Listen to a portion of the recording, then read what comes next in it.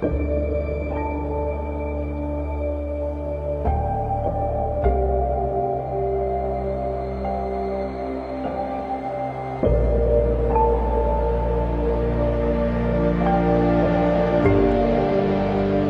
rezar juntos para que Deus nos conduza com o Teu Santo Espírito.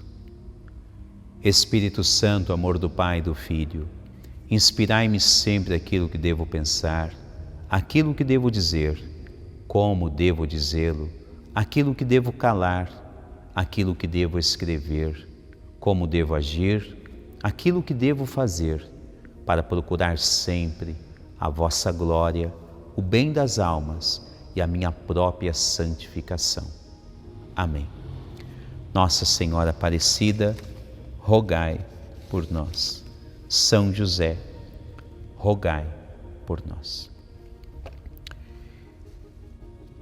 Muito bem, sejam bem-vindos a essa próxima aula, essa aula atual, melhor dizendo.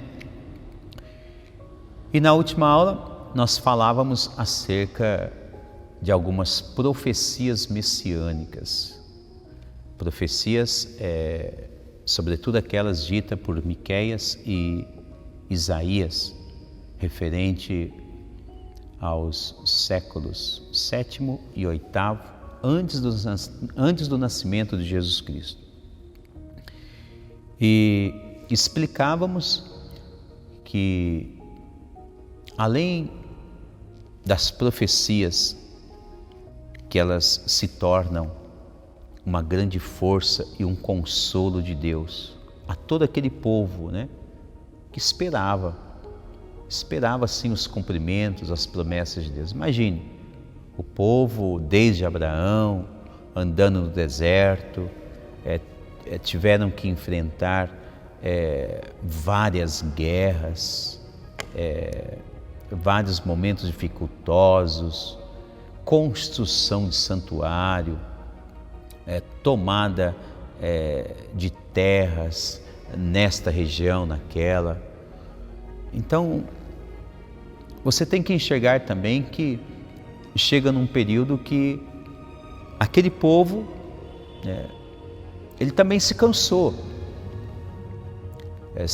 por N motivos, por vários fatores, pelas guerras, pela caminhada, pela espera também.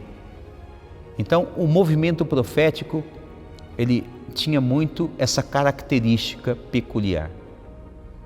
Eram profetas que, além de denunciar os erros de todos aqueles que estavam em condutas desonestas, os profetas também, eles consolavam os filhos de Israel, avisando-os que Deus estava chegando com as suas promessas. No caso, o nascimento do Messias. E a promessa de Deus, desde o proto-evangelho, capítulo 3º de Gênesis, vou falar bastante nesse capítulo e você vai guardar ele meio que de memória, porque é uma história importante para a ação e a chegada do Messias. E o livro dos Gênesis, capítulo 3º, quando ele foi escrito, a profecia do Senhor Deus, ali ficou claro que Deus iria preparar uma mulher. O Messias, que ele estava prometendo, deveria nascer de uma mulher. E é fácil de compreender, Para alguns intérpretes, diz que nesta linha de raciocínio foi Eva que cometeu o primeiro pecado. Então, dela nasceu a culpa original que nos trouxe o pecado e a morte. Agora então é de uma outra mulher que deve nascer o sim a Deus e deve conceber a salvação. É fácil de compreender. É somente fazer a leitura dos opostos. De Eva nasce o pecado e a morte, porque ela desobedeceu. Agora Deus então ele precisa de uma nova mulher para que dela possa nascer a obediência dela a Deus e ela conceber a salvação. Tá? Bem mastigadinho para você aprender. Por isso que essas aulas são importantes. São aulas fundamentais para que novamente você se restabeleça no seu caminho de fé. Por vezes, se você perceber, o meu estilo de ensinar é que eu gosto de deixar tudo muito mastigado. Eu tento explicar o máximo possível. Qual é o objetivo disso? O objetivo é que você aprenda, é que você saiba agora qual tipo de fé que você deve absorver. É fundamental isso, tá? Então, por isso que você nota que nas aulas anteriores, se você estiver acompanhando, né, se você rever as aulas, você nota que a minha preocupação é essa: explicar para que você compreenda bem. E agora chegando aqui, né, nos limites veterotestamentários, nós vamos agora, se assim podemos dizer, invadir o Novo Testamento. E aí vai ficar melhor ainda. Isso eu te garanto. Vai ser assim, algo para a gente se deliciar juntos, aprender. E tenho certeza que se você quiser aprender algo sobre a sua fé católica, desde as suas bases, basta você acompanhar essas aulas. Como eu bem disse, aquilo que eu sei, eu gosto de explicar para que as pessoas aprendam e compreendam. E agora então, chegando nos limites veterotestamentários, sabemos que pelo proto-evangelho, Deus ele precisa preparar uma mulher. E o Catecismo da Igreja Católica, a partir do número 488, ele escreve a respeito da predestinação de Maria. Tá?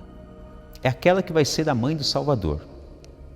Mas o contexto do catecismo, ele nos ensina algo importantíssimo. Tá? E isso é bom que você aprenda também. Não sei se você tem o Catecismo da Igreja Católica na sua casa, né? Não sei se você é um desses católicos que gosta de ter um livro como esse na sua casa para consulta. Se você quiser, né, está aqui a minha indicação. Por isso que se chama catecismo, né? São orientações práticas acerca da fé católica.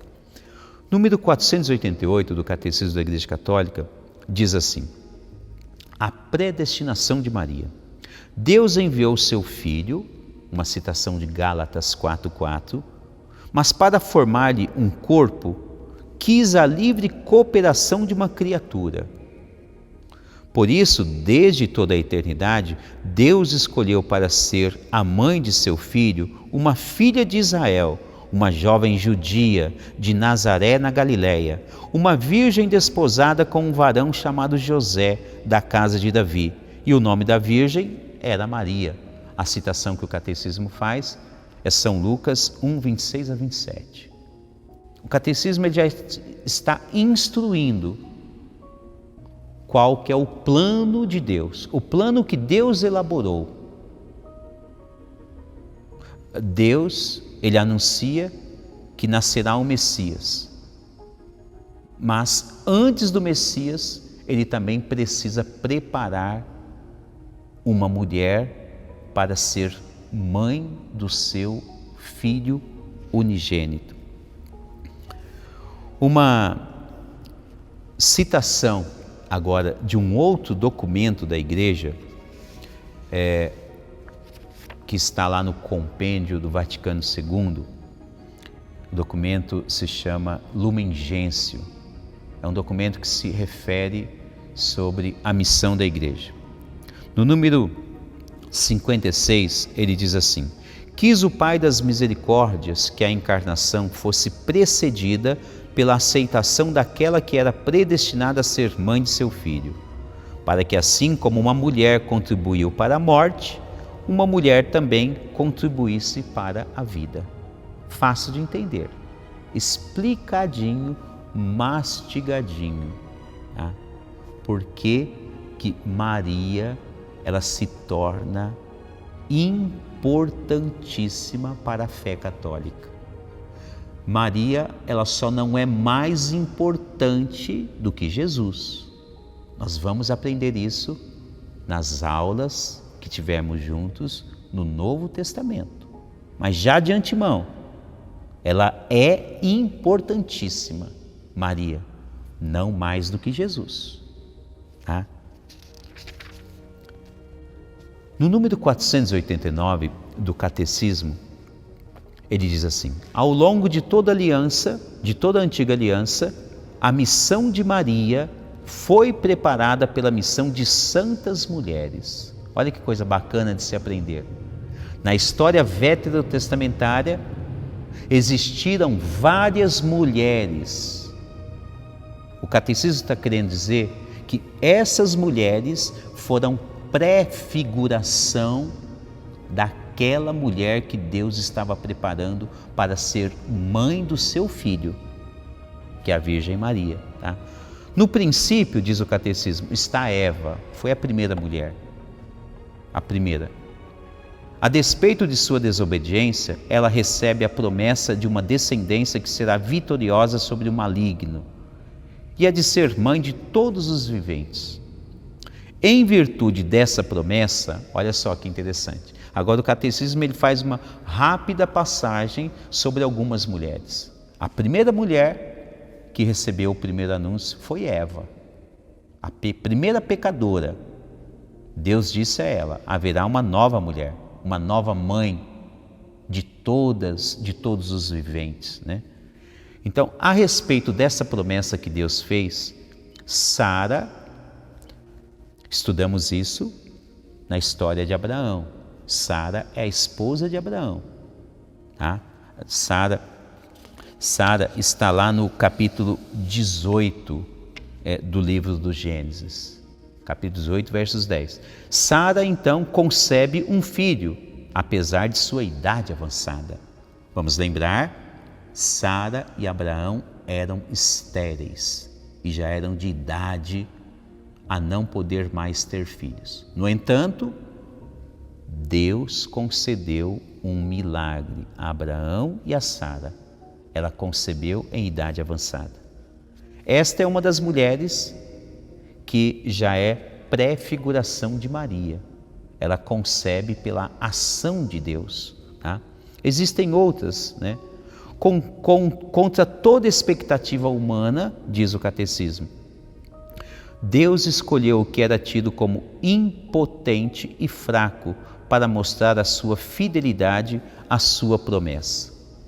Existiram também outras mulheres.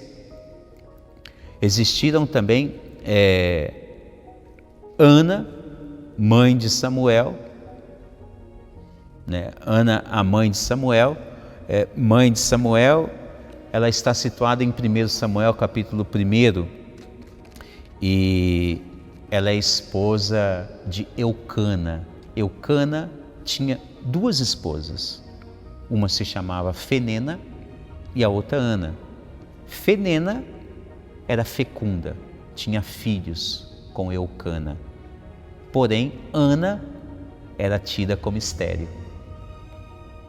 E Fenena, de vez em quando, gostava de tirar um sarrinho de Ana, porque ela não tinha filhos. Uma vez então Ana se ajoelhou diante de Deus, chorou, clamou, suplicou a Deus, piedosamente. Fez uma prece tão ardorosa, tão bela, que Deus escutou o seu pedido. E então Ana, ela também concebe e dá à luz Samuel, né? Que será um dos grandes na história veterotestamentária, tá? Depois nós temos ainda Débora, Ruth, Esther, Judite, e várias mulheres, todas elas, cada qual com as suas qualidades específicas.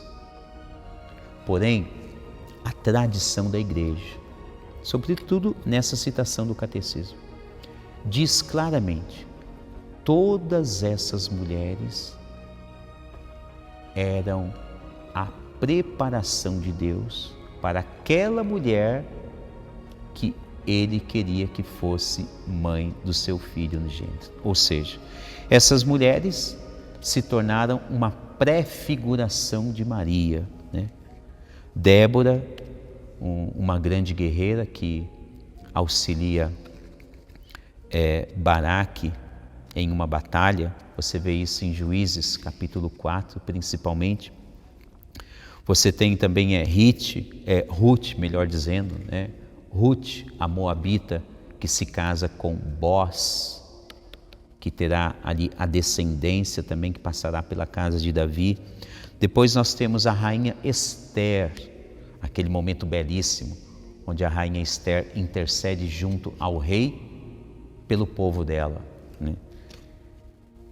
Se tornam então mulheres na história do Antigo Testamento que estão preparando aquela mulher que Deus anunciou desde o livro do Gênesis.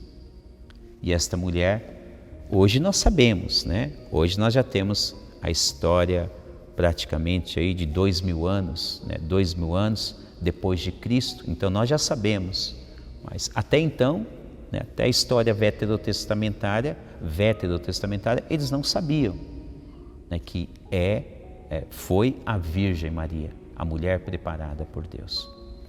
Tá? E se trata então de momentos onde nós precisamos agora estudar como que se deu a encarnação, como que foi a reação dessa mulher, a Virgem Maria, a respeito dessa profecia messiânica. Deus a preparou desde a história veterotestamentária, mas será que ela estava preparada? Vamos ver juntos em nossa próxima aula. Até a próxima, se Deus quiser. Em nome do Pai, do Filho e do Espírito Santo.